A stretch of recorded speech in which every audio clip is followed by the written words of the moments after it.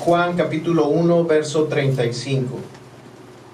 Al siguiente día, otra vez estaba Juan y 2 de sus discípulos, y mirando a Jesús que andaba por allí, dijo: He aquí el Cordero de Dios. Le oyeron hablar los 2 discípulos y siguieron a Jesús. Y volviéndose Jesús y viendo que le seguían, les dijo: ¿Qué buscáis? Y ellos le dijeron: Rabí, que traducido es maestro, ¿dónde moras? Les dijo: Venid y ved. Fueron y vieron dónde moraba y se quedaron con él aquel día, porque era como la hora 10:00. Andrés, hermano de Simón Pedro, era uno de los 2 que habían oído a Juan y habían seguido a Jesús. Este halló primero a su hermano Simón y le dijo: Hemos hallado al Mesías, que traducido es el Cristo, y le trajo a Jesús. Y mirándole Jesús dijo: Tú eres Simón, hijo de Jonás, tú serás llamado Cefas, que quiere decir Pedro. Al siguiente día quiso Jesús ir a Galilea y halló a Felipe y le dijo: Sígueme. Y Felipe era de Betsaida, la ciudad de Andrés y Pedro. Felipe halló a Natanael y le dijo: Hemos hallado a aquel de quien escribió Moisés en la ley, así como los profetas, a Jesús, el hijo de José de Nazaret. Natanael le dijo: ¿De Nazaret puede salir algo bueno? Le dijo Felipe: Ven y ve. Cuando Jesús vio a Natanael que se le acercaba, dijo a él: He aquí un verdadero israelita en quien no hay engaño. Le dijo Natanael: ¿De dónde me conoces? Respondió Jesús y le dijo: Antes que Felipe te llamara, cuando estabas bajo la higuera te vi. Respondió Natanael y le dijo: Rabí, tú eres el Hijo de Dios, tú eres el Rey de Israel. Respondió Jesús y le dijo: Porque te dije, te vi debajo de la higuera, ¿crees? Cosas mayores que estas verás. Y le dijo: de cierto os digo, de aquí en adelante veréis el cielo abierto y a los ángeles de Dios que suben y descienden sobre el Hijo del Hombre. Amados hermanos, tenemos aquí el llamamiento de los primeros discípulos a hablar, tratar de comprender a Dios. Es una tarea imposible si no es que Dios se da a conocer. Cuando nosotros contemplamos la creación que Dios creó, esta creación que nos rodea, podemos ver que el modo de operar de Dios, la manera de proceder de Dios no es una manera uniforme, sino que Dios obra de maneras muy diversificadas. Dios es un Dios creativo, y cuando volteamos y vemos la creación nos damos cuenta de ello. Dios no hizo a todas las criaturas de una sola forma. Dios crió bestias, crió aves, crió peces, insectos, reptiles. Cuando volteamos y vemos esa tierra inerte, el reino mineral, también encontramos que existen miles de tipos de rocas. Ninguna de ellas es igual a otra, ¿verdad? Algunas de las rocas son brillantes, hermosas, ¿verdad? Mientras que otras son oscuras y toscas. Cada una de ellas de acuerdo al diseño del Creador. Si volteamos y vemos el mundo vegetal, vemos que Dios hizo plantas, arbustos, hierbas, flores, árboles. Un Dios muy creativo. Existe tanta variedad en los reinos creados. 2 animales nunca son iguales, 2 rocas nunca son idénticas. Es como aquel pintor que hace 2 pinturas de una misma imagen. El mismo pintor, la misma imagen a pintar, y hace 2 cuadros de esas imágenes, y aparentemente pudieran ser iguales, pero si nos fijamos atentamente encontraríamos muchísimos detalles que los hacen diferentes. Alguien dijo que Dios no ha usado el mismo molde ni una sola vez. Así es su sabiduría. Así es de creativo, de infinita esa sabiduría de Dios. Ese es el Dios creativo de la Escritura. Pero eso también es evidente, hermanos, en su trato de Dios con su pueblo, con los hombres. En el Antiguo Testamento nosotros vemos a los hombres que Dios usó, a los libertadores del pueblo, y vemos que eran muy distintos unos de otros. Y que Dios usó maneras diferentes de obrar con uno y otra manera de obrar con otro.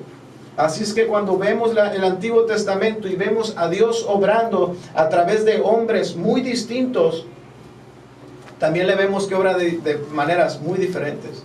Es por eso que Podemos entender que Gedeón no es como Jefté, que Jefté no es como Gedeón, ¿verdad? Que Sansón no es como Jefté, y que David tampoco es igual a Sansón.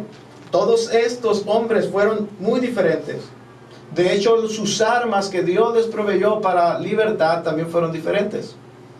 Uno tiene que usar una quijada de burro, mientras que otro tiene que usar una honda y una piedra. A otro Dios le da una vara, mientras que otro tiene que usar una espada. Dios ordena diferentes métodos con diferentes tipos de hombres. Esta verdad también la encontramos en el llamamiento de los primeros 5 discípulos del texto que acabamos de leer. 5 personas distintas, 4 maneras diferentes de obrar de Dios. Si esta mañana yo tomara al azar a 4 de ustedes, a que pasaran aquí al frente y nos contaran su testimonio de cómo es que fueron atraídos a Cristo, encontraríamos 4 formas distintas, ¿verdad? Aunque uno solo es el camino, aquí encontramos, hermanos, el llamamiento de estos 5 discípulos. Vemos primero en los primeros versos que leímos a Juan el Bautista dando de nuevo testimonio, ¿verdad? Las otras predicaciones hemos visto el ministerio de Juan el Bautista y su testimonio, y aquí se encuentra Juan el Bautista dando testimonio acerca de Jesús de nuevo, como el Mesías. El testimonio que él da ahora ya no es a los religiosos del primer día, ni tampoco a las multitudes del segundo día, sino que dice que aquí hay un tercer día donde Juan está hablándole a 2 de sus discípulos, dándoles testimonio y diciéndoles: he aquí, este es el Cordero de Dios. ¿Quiénes eran estos 2 discípulos? Bueno, en el verso 40 nos dice que uno era Andrés, hermano de Pedro, y el otro discípulo es el mismo apóstol Juan.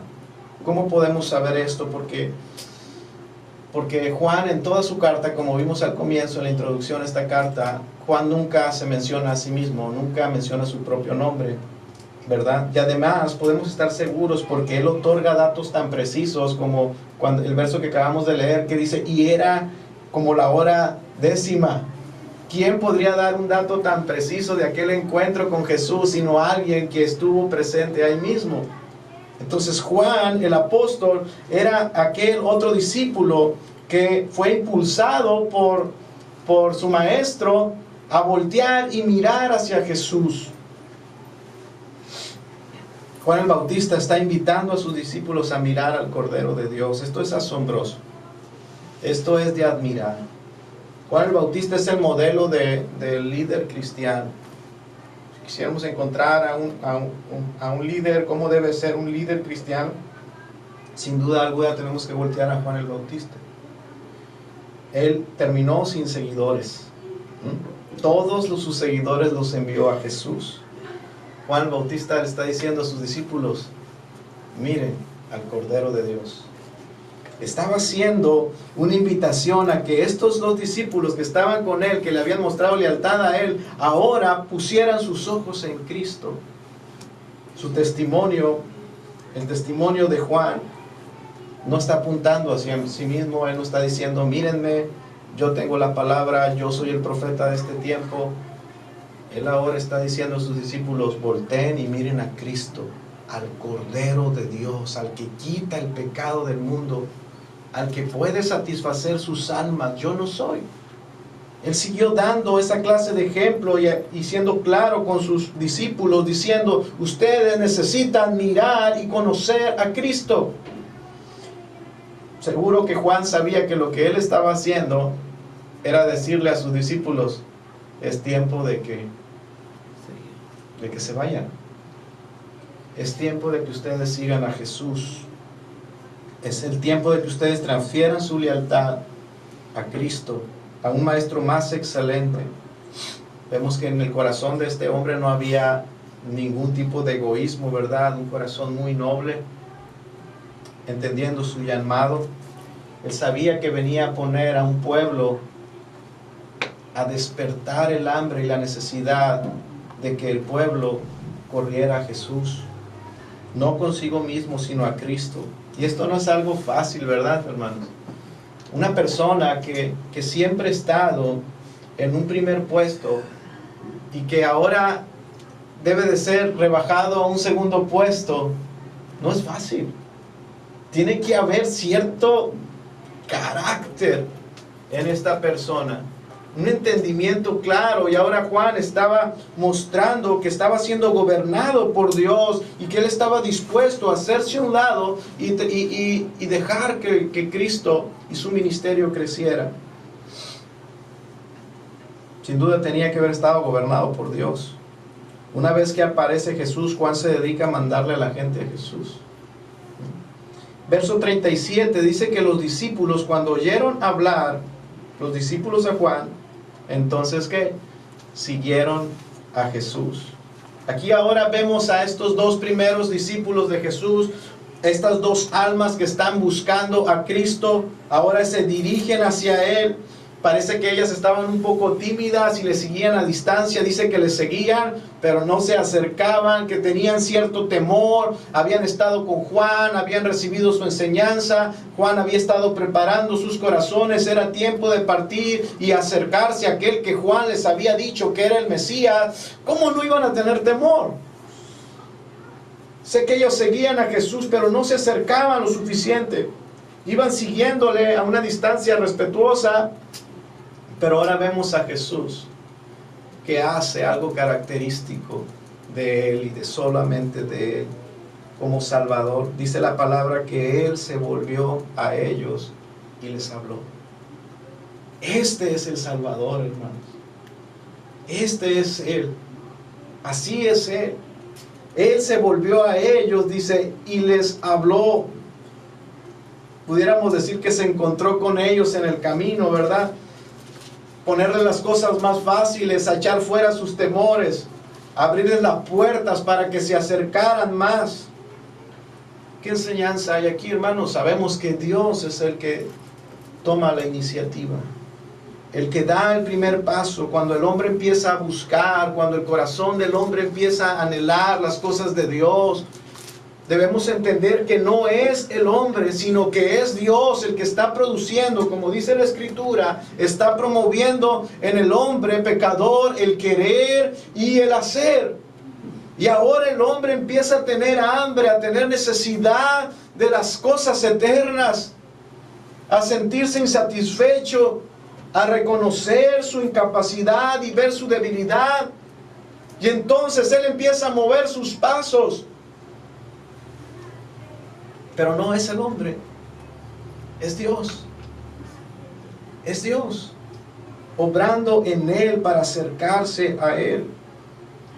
Cuando esto comienza, hermanos, cuando este proceso comienza en el hombre, Dios no va a dejar de buscarlo hasta que lo encuentre. Cuando esto comenzó, ¿verdad? Nos reconocemos ese trato de Dios. Cuando Dios empezó a trabajar en nosotros, no paró hasta encontrarnos, quebrantarnos, doblegarnos, ¿verdad? Y recibirnos en amor y gracia. Él nos sale al encuentro. Sería muy torpe, hermanos, pensar que estas dos almas están tomando la iniciativa de ir y buscar a Jesús. Pudiéramos pensar al leer, no, es que ellos están tomando la iniciativa de ir y buscar a Dios. Hermanos, es Jesús el que fue preparado y enviado por Dios para buscar, dice la Escritura, lo que se había perdido. No es Jesús dándose media vuelta y caminando 10 pasos hacia ellos. Es Jesús preparado de antemano por el Padre, estando en gloria en el cielo, en su reino, para descender a este mundo y venir y buscar a estas almas perdidas. Es Dios buscándolos. Es Dios buscando al pecador. Esa es la gracia de Dios, es la misericordia de Dios. Es Jesús dejando esta gloria celestial para salvar al pecador. Agustín de Hipona dijo, no pudiéramos nosotros haber empezado a buscar a Dios si Él no nos hubiera encontrado ya. Cuando hay esa hambre es que Dios ya nos ha encontrado. Jesús entonces, dice la Escritura, les encuentra y les pregunta. Aquí está la pregunta más importante, hermanos, que esas personas que están buscando a Dios deben responder. Aquellas personas que están queriendo encontrarse con Dios deben de responder. Jesús los confronta de una manera muy amable, cortés, y les dice a estos discípulos, ¿qué buscan? ¿Qué es lo que tú estás buscando? Vienes tras de mí, quieres seguir mi camino. ¿Cuál es tu motivación? Es una pregunta fundamental para descubrir el corazón, para desnudar el alma. Una pregunta que va a revelar las intenciones y que debemos sin duda responder honestamente cada uno de nosotros cuando llegamos al Señor. Para iniciar una relación, hermanos, es muy oportuno hacer esta pregunta básica. Cuando un hombre corteja a una mujer, la mujer que es sabia, que es inteligente, ha de preguntarle al hombre con todo derecho, ¿cuáles son tus motivaciones? ¿Qué es lo que quieres al tener una relación conmigo? Es sabio, es entendido, ¿verdad? Preguntarle, descubrir el corazón. ¿Qué es lo que quieres al querer estar conmigo? En el contexto histórico, hermanos, esta pregunta también tiene mucho significado. Era muy pertinente hacer estas preguntas, hermanos, porque, como vimos en la clase pasada de historia del cristianismo, en este tiempo había muchos tipos de judíos, muchos tipos de personas. Estaban aquellos hombres, los religiosos, estaban los celotes, estaban los que procuraban mantener su estatus, verdad, político. Había diferentes tipos de judíos y era muy pertinente que Jesús les hiciera esta pregunta. ¿Serán ustedes legalistas como los fariseos, que vienen aquí a buscar para indagar acerca de los aspectos más diminutos de la ley? Ustedes quieren tener más conocimiento y ahora buscan un maestro que les provea un conocimiento superior. ¿Ustedes serán de ese tipo como los fariseos? ¿O ustedes serán oportunistas, ambiciosos como los saduceos que están buscando poder? ¿O serán como los celotes? ¿Serán ustedes nacionalistas, de esa clase de judíos que están buscando a ese jefe militar que los liberte, que los levante en armas y los liberte de Roma? ¿O serán simplemente pescadores que están en búsqueda de su reconciliación con Dios? Hombres, mujeres que están buscando simplemente la paz de su corazón y su reconciliación con Dios. Alguien que esté buscando luz en medio de toda esta oscuridad. Sería oportuno, hermanos, que nos preguntáramos nosotros también, cada vez que venimos a este lugar, ¿qué es lo que estamos buscando? ¿Qué es lo que buscas? ¿Cuál es tu propósito al buscar a Dios? ¿Qué es lo que tú quieres encontrar? ¿Conocimiento? Tenemos que tener cuidado porque tenemos esos peligros de venir aquí para obtener conocimiento intelectual de la Escritura. Tenemos que tener cuidado de no estar buscando ser reconocidos o de pertenecer a un grupo y sentirnos aceptados por algún grupo. Tenemos que tener cuidado, hermanos, de buscar a Dios para que Él nos liberte de todos nuestros problemas. Son esas actitudes que tenemos que nosotros, verdad, meditar en nuestro corazón. ¿Por qué buscamos a Dios? Para que Él me liberte de todos mis problemas, para que Él sea mi libertador, que me solucione mi vida, o porque genuinamente necesito encontrar la paz en mi corazón, mi reconciliación con Dios. Jesús le pregunta, ¿qué es lo que quieren? Y los discípulos, dice la Escritura, que le responden, Rabí, que traducido es maestro. Le preguntan, ¿dónde moras? Queremos saber dónde moras. Eso es lo que queremos. Y esa respuesta, hermanos, no es como nosotros la entendemos a primera vista. Solamente tenemos curiosidad de saber dónde vives. No, hermanos, lo que ellos primeramente le están mostrando mucho respeto. Le muestran respeto y le dicen, sabemos que tú eres digno de gloria, de honor, y nosotros te respetamos. Queremos hablar contigo, no de pasadita. Queremos hablar contigo, no te queremos tener un encuentro casual aquí mientras caminamos. Queremos que nos invites a estar contigo un tiempo. Queremos estar contigo, queremos escucharte, queremos abrirte nuestro corazón. Tenemos dudas, tenemos incertidumbre en nuestras vidas. Queremos hablar contigo y tener un tiempo contigo y queremos escucharte. Queremos escuchar lo que tú tienes que decirnos. Eso es como ellos responden. ¿Qué es lo que tú buscas? Queremos tener un encuentro personal, íntimo, genuino contigo. El verdadero discípulo no se va a dar por satisfecho con una palabra ocasional de domingo. Un verdadero discípulo no tendrá esa actitud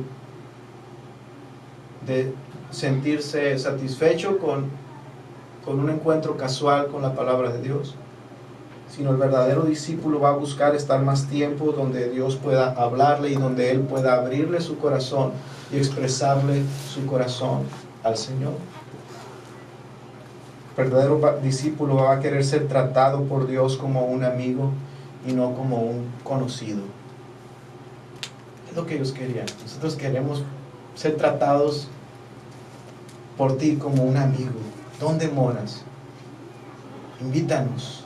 Ahí donde tú habitas, donde tú solamente tienes a tus amigos,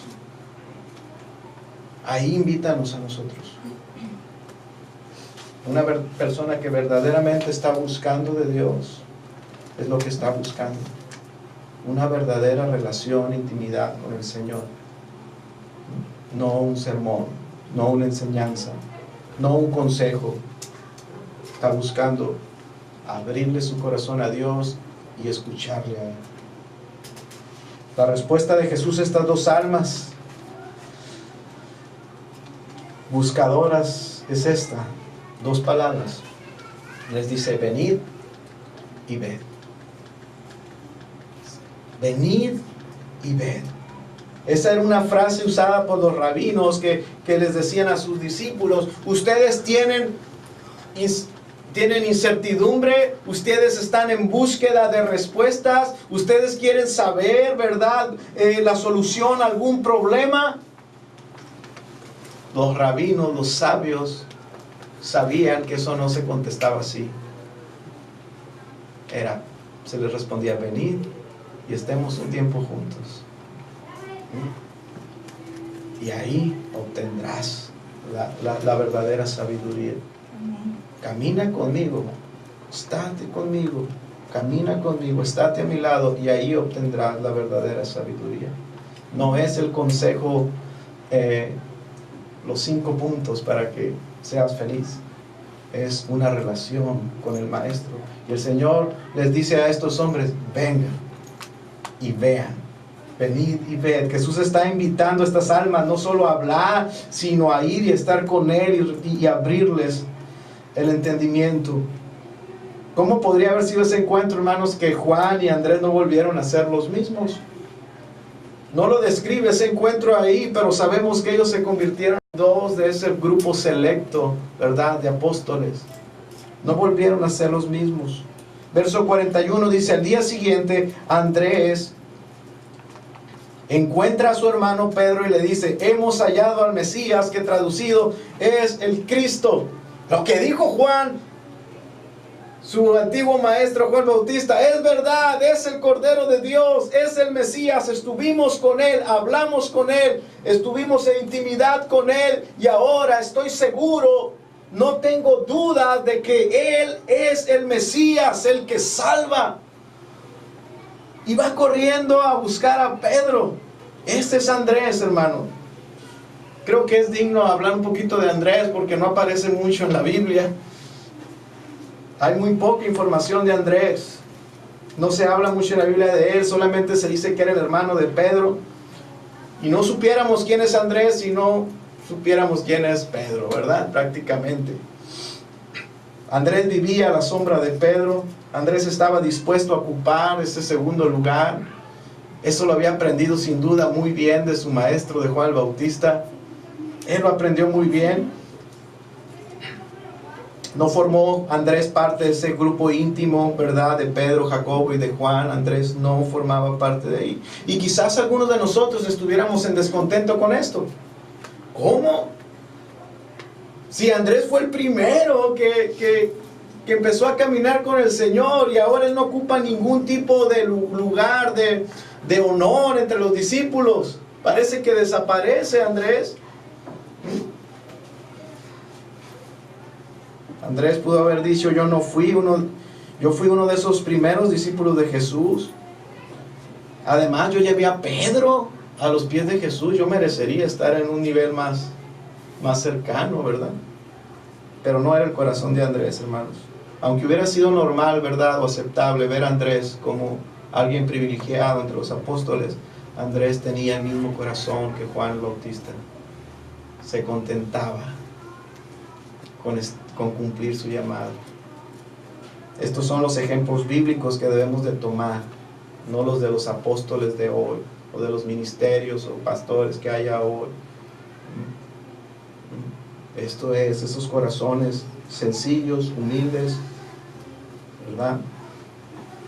Andrés se contentaba con vivir a la sombra de Pedro, mientras Pedro parece ser el centro de atención en los evangelios. Andrés nunca mostró esa insatisfacción por llevar ese papel secundario dentro de los 12.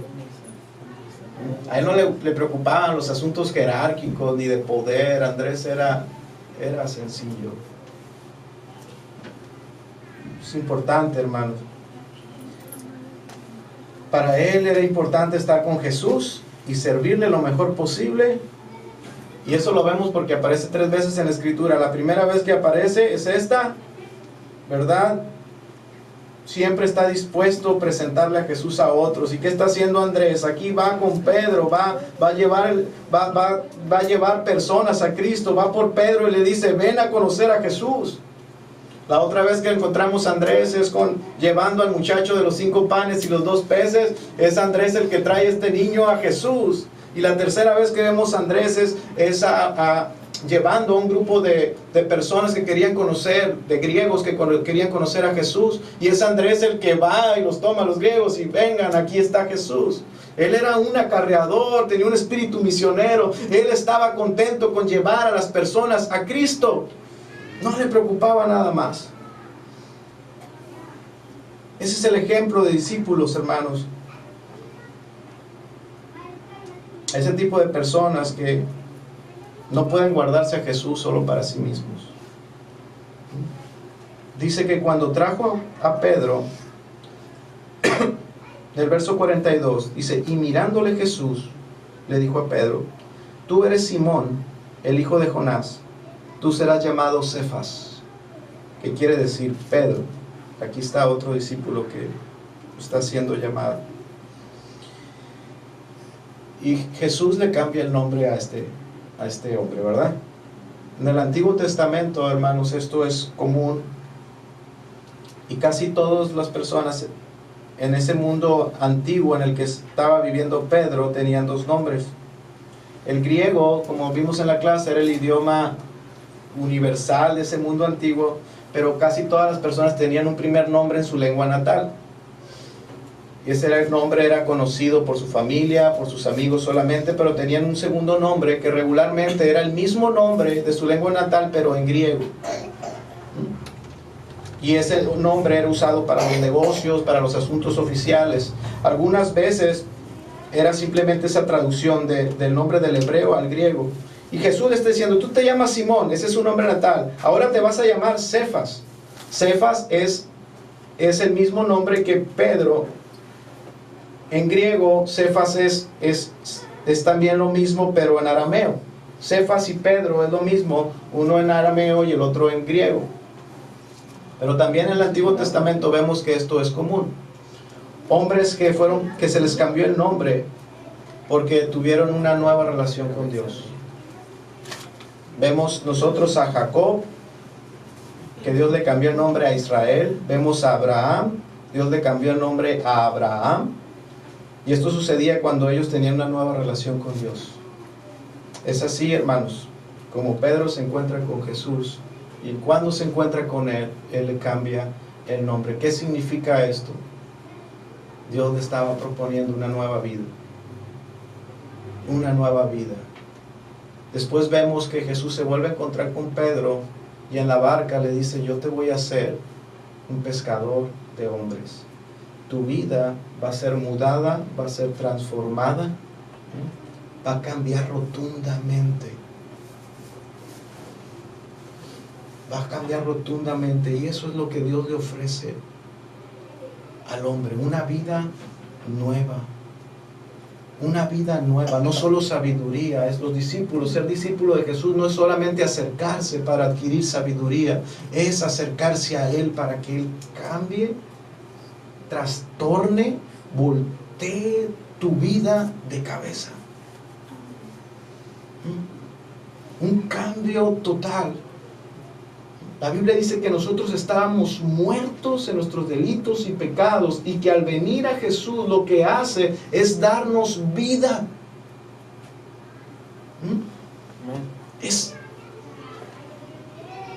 Es un giro de 180 grados, un cambio total, rotundo, una transformación, un nuevo nacimiento. Dice la Biblia: no te sorprendas, Dios le dijo a aquel hombre, de que te diga que te es necesario nacer de nuevo. Lo que necesita el hombre es que una nueva vida. Así es tratado por Jesús. Este otro discípulo, Pedro, le dice: te voy a cambiar el nombre. Te propongo, te voy a cambiar tu vida. Ya no vas a ser el mismo. Te propongo un nuevo comienzo. La Biblia dice: mirad cuánto amor nos ha dado el Padre para que seamos llamados hijos de Dios. Ese es el nuevo nombre que Dios ofrece al pecador. Porque si siendo enemigos, dice Pablo, fuimos reconciliados, porque éramos enemigos de Dios, y ahora Dios nos ofrece un nuevo comienzo y nos dice: te voy a dar un nuevo nombre, el nombre de hijos e hijas de Dios. Es como si Jesús estuviera diciendo: serás una persona diferente, te ofrezco una vida nueva. Andrés, ¿verdad? Vemos aquí a Andrés que está animando a Pedro a acercarse a Cristo. Pedro fue atraído a Jesús de esa manera, ¿verdad?, por medio de un pariente cercano. Pero ahora vemos a otro discípulo que va a ser un discípulo. Vemos a Felipe. Y Felipe no fue motivado por el testimonio de nadie como lo fueron Juan y Andrés. Juan y Andrés ocuparon que Juan el Bautista los preparara, los motivara, les dijera: miren, él es, este es, a él vayan. Ellos ocuparon eso para acercarse a Jesús, mientras que también Pedro ocupó de un familiar, ¿verdad?, ahí de Andrés, que se acercara y lo trajera a Jesús. Pero Felipe no. Otra manera distinta de obrar de Dios. Felipe no ocupó nada. Fue llamado directamente por Jesús. Podemos ver aquí que se destacan distintas sendas, pero hay un solo camino: Cristo. A veces nosotros pensamos que no podemos, que las personas no pueden o no son salvas porque no vinieron al camino del Señor como nosotros.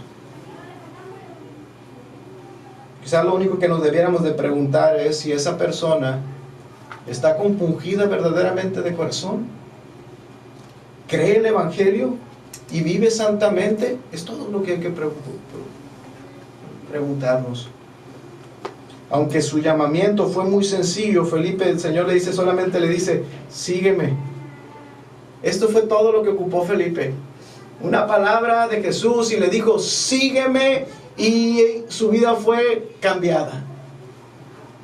Él dio los mismos frutos que Andrés. Cuando Andrés tuvo que ocupar una preparación por Juan el Bautista, tiempo con él, que le dijeran el camino y todo, Felipe no ocupó nada de eso. Felipe ocupó solamente una palabra: sígueme. Sígueme. ¿Y qué hizo Felipe? Los mismos frutos que produjo Andrés. Andrés fue a buscar a Pedro, dice que Felipe salió a buscar a Natanael. Dios obrando. Aquí está Dios obrando. Él sale y halla a Natanael y le dice en el verso 45: hemos hallado a aquel de quien escribió Moisés en la ley, así como los profetas, a Jesús, el hijo de José de Nazaret. Una sola palabra: sígueme. Y ahora Felipe tiene la luz para entender que Jesús es el cumplimiento de todas las profecías del Antiguo Testamento. Una sola palabra y se le abrió el entendimiento para entender que Jesús es el cumplimiento, que Jesús es de quien habla toda la Escritura. Sígueme. Y él entendió que Jesús era el cumplimiento de la promesa de Adán, el cumplimiento de la promesa que Dios le dio a Abraham. Solamente Jesús le dijo: sígueme. Y Felipe entendió que Jesús era el verdadero profeta, que Jesús era el verdadero rey de Israel, hijo de David. Una sola palabra. Y Felipe tuvo el entendimiento para entender que era el cumplimiento de las profecías de Isaías, el hijo de la Virgen, que sería el Cordero de Dios. Eso es lo que hace Dios. Te da luz, entendimiento, para poder creer, porque no puedes creer. El hombre sin Dios no puede creer, pero la gracia de Dios sobre el hombre le hace entender. No es sabiduría humana, no es sabiduría terrenal, no es llenar las mentes de normas, de dogmas. Es el poder de Dios obrando en el corazón de un hombre para que crea. Que crea que Cristo es el Señor, el que perdona pecados.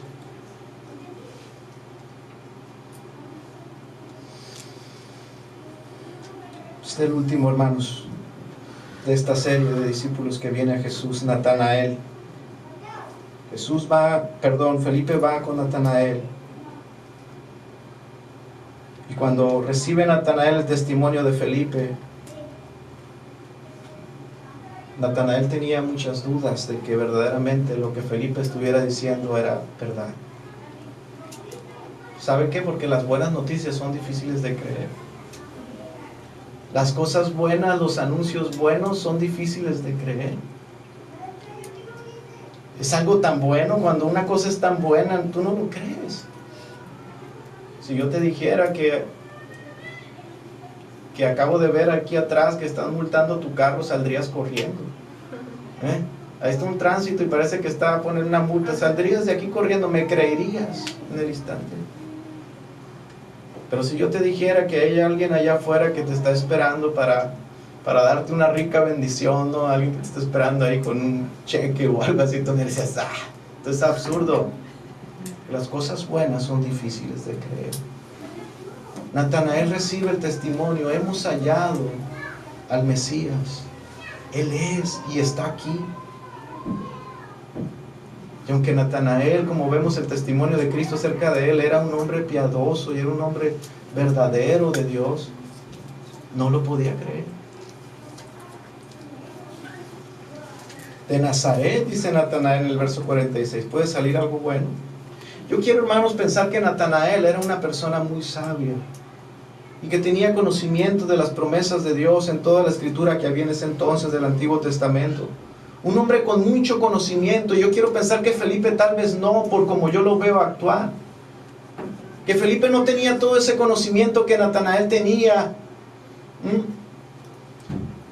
Y cuando Felipe viene y le da el testimonio y él no lo cree, y él le dice: de Nazaret puede salir algo bueno. Felipe No entra, no se enfrasca en argumentos teológicos, en tratar de explicarle, mira, la Escritura había dicho esto, pero mira, estas son las características.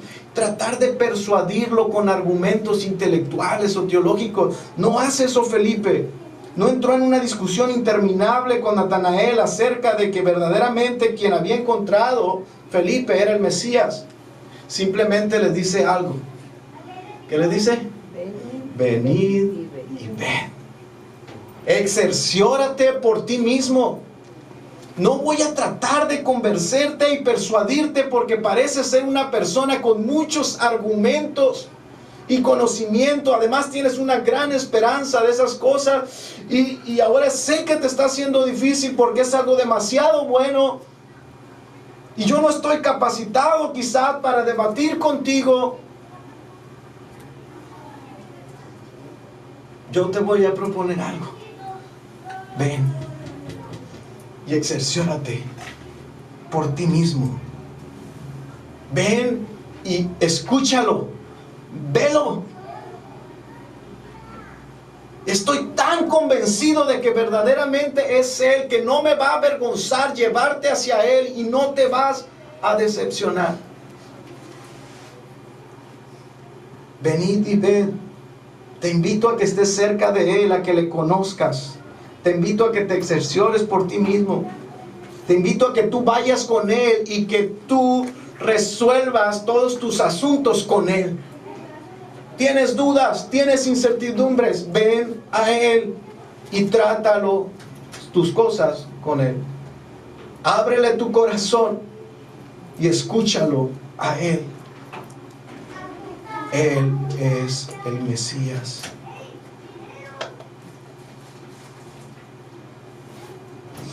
Venid y ved. La única manera de conocer verdaderamente a Dios es estando con Él.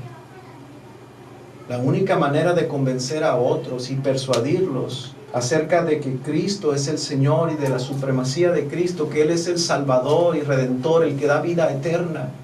La única manera de hacerlo, hermanos, es poner a las personas en contacto con Cristo. Y para eso el Evangelio, hermanos. Dice que esta fue la manera en que vino Natanael, ¿verdad? Al ver la fe de Felipe,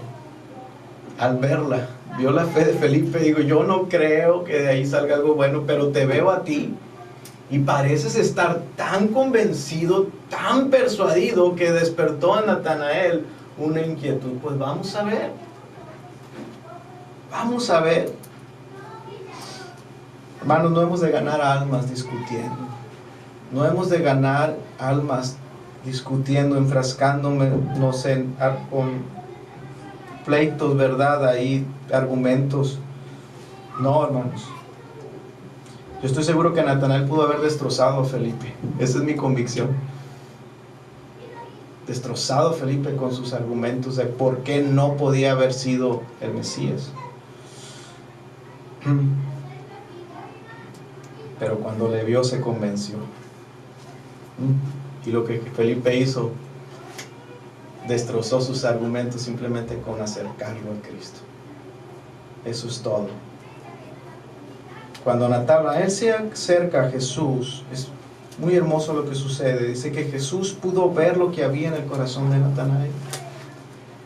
Cuando Natanael se acerca y Jesús lo ve venir, Jesús lo recibe de esta manera, le dice: he aquí un verdadero israelita en quien no hay engaño. Tú eres un verdadero hijo de Dios.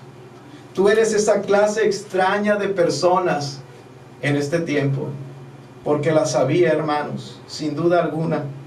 Dios había guardado como siempre un pequeño rebaño, un pequeño remanente, en medio de un mundo lleno de confusión y de pérdida, ¿verdad?, de las cosas esenciales de la palabra de Dios. Había un grupo como Simeón y Ana, de judíos piadosos, que estaban allí en el tiempo que Jesús vino, esperando, aguardando la venida de Jesús. Natanael era uno de ellos, diferente a todos los demás. Dios lo había llenado de gracia de Dios para esperar con fe y con paciencia este tiempo.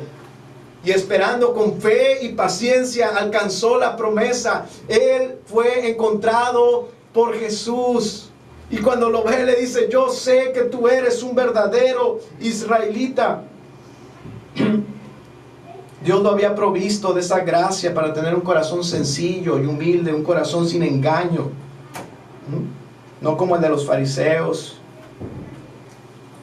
Quizás no tenía toda la luz ni todo el conocimiento de los religiosos, pero tenía un corazón sencillo, una fe que le latía día tras día, que él sabía, no hay otra salida para nosotros que el advenimiento del Mesías. Así es el hombre, aquel que está siendo tratado por Dios, que sabe en su corazón que no existe otra salida. No es por medio de la guerra, no es por medio de la sabiduría, no es por medio de la religión. Dios tiene que venir a mi vida.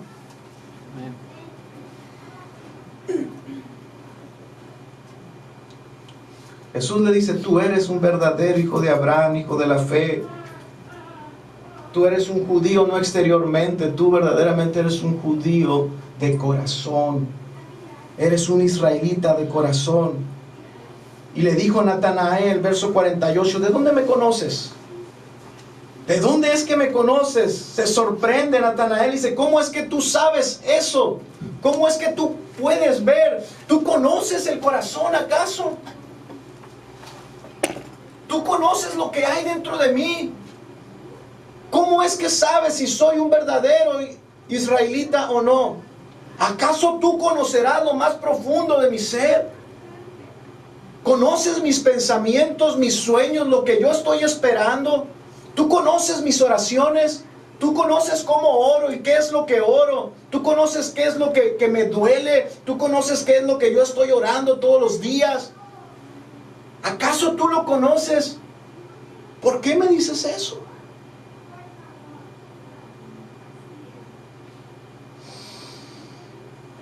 ¿De dónde me conoces? Respondió Jesús y le dijo, antes. Diga conmigo antes. Antes que Felipe, dice, te llamara. Cuando estabas debajo de la higuera yo te vi. Antes que Felipe tuviera el deseo de ir a buscarte, de invitarte a venir, yo ya te conocía. Cuando estabas debajo de la higuera era el lugar que usaban los judíos, el árbol frondoso que tenían los judíos, porque recordemos, Palestina es un desierto y una higuera es un árbol muy frondoso para ese lugar. Era donde los judíos iban, los judíos piadosos, se ponían a la sombra del árbol a orar, a meditar, a tener ahí su meditación con Dios. Yo te vi cuando estabas debajo de la higuera. Yo conozco tus oraciones, yo conozco tu llanto, yo conozco qué es lo que tú estás esperando, yo conozco cuáles han sido tus ruegos y tus peticiones, yo conozco lo más íntimo de tu corazón, yo conozco tus pecados que has estado llorando. Yo los conozco antes que todo esto sucediera. Qué maravilloso es Dios, hermanos. Qué hermoso es Dios. Antes de que viniésemos aquí, antes Él nos vio, Él nos conoce.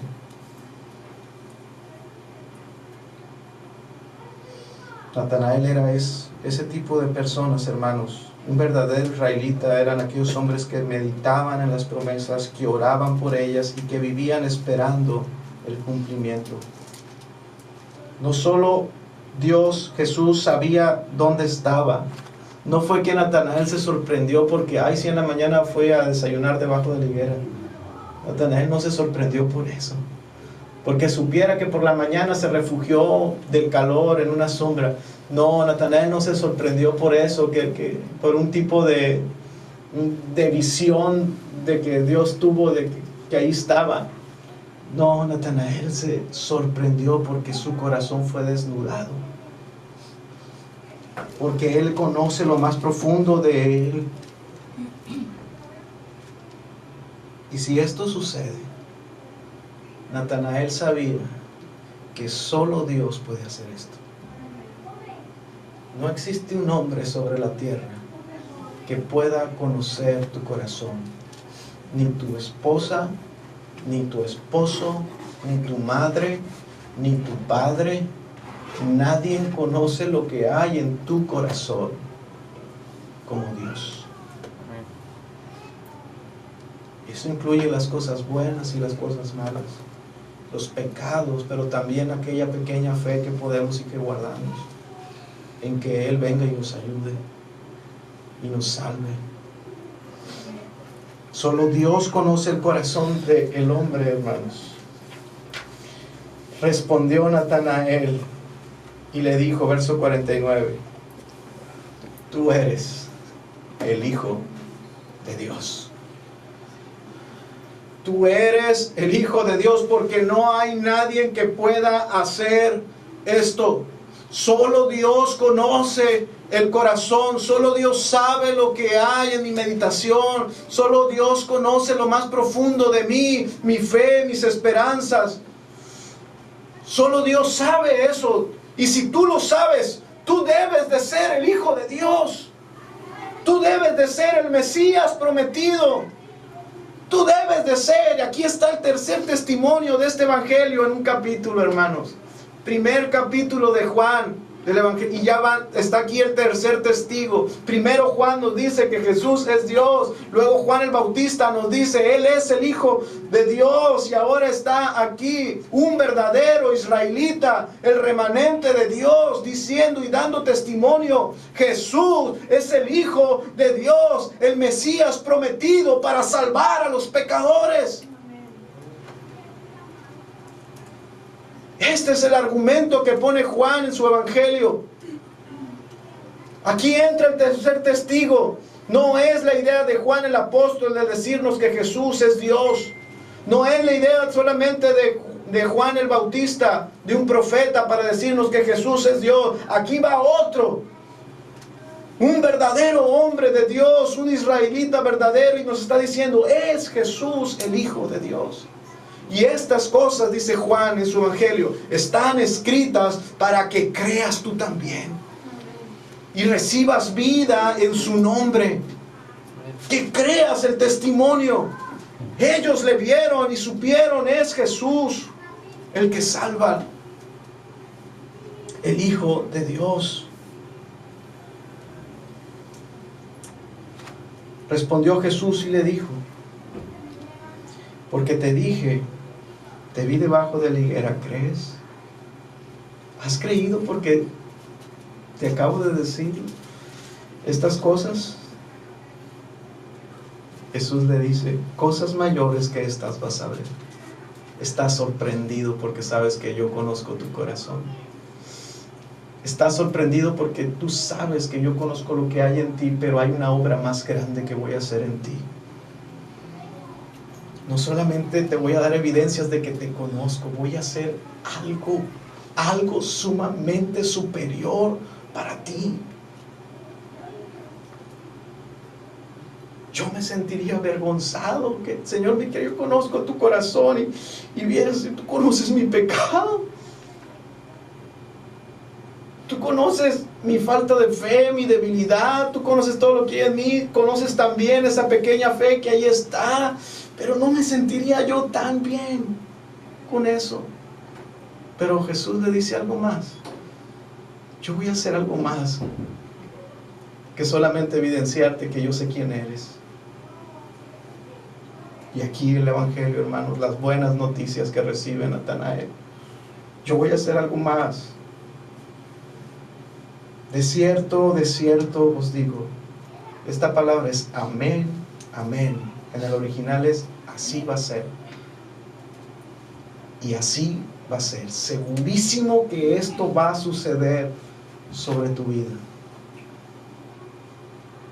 De aquí en adelante verás el cielo abierto y a los ángeles de Dios que suben y descienden sobre el Hijo del Hombre. ¿Qué es eso? Para nosotros no mucho, para Natanael hay un mensaje muy claro.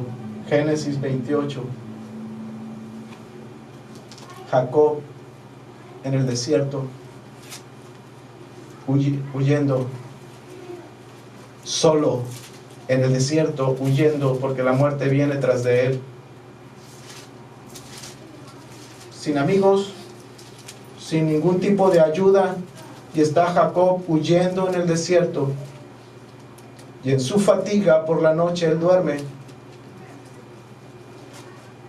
Y él ve, durante la noche, él ve una puerta abierta en el cielo, una escalera que desciende hasta la tierra, y ángeles que subían y bajaban por esa escalera. ¿Qué significaba esto para Natanael? ¿Qué significaba esto para Natanael? Yo quiero pensar que Natanael, por la descripción que ha dicho la Escritura, no encajaba con ningún tipo de judíos.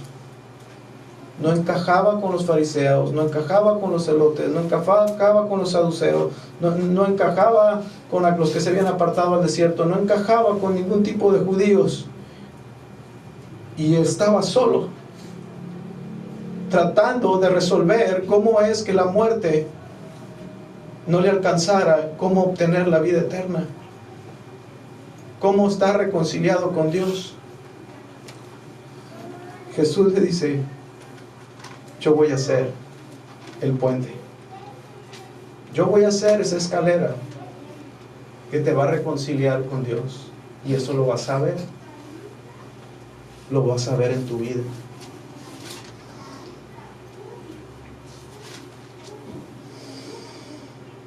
Así como Dios le salió al encuentro a Jacob, yo seré para ti esa escalera que va a conectar el cielo y la tierra. Yo voy a ser el mediador, yo voy a ser el sacrificio. La muerte no llegará a ti aunque te persiga, porque yo moriré por ti.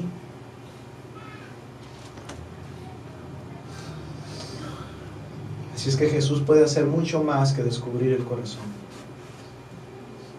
Jesús puede hacer mucho más por nosotros que evidenciar nuestra condición. Él vino a buscar y salvar lo que se había perdido. Amén. Siendo el mediador, siendo la escalera, siendo el que recibirá la muerte por nosotros, para que creyendo en Él, nosotros tengamos vida eterna en su nombre. Padre, te damos gracias. Te bendecimos, Señor.